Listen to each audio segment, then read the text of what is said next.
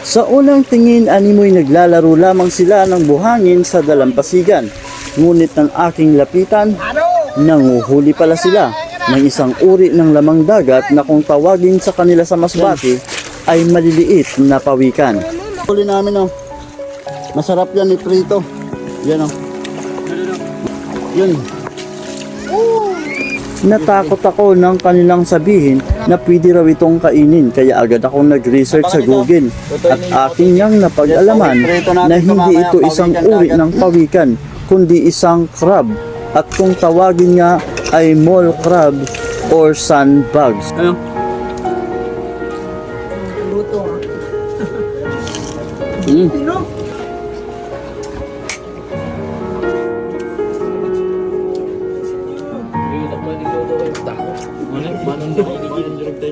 Jutay lang.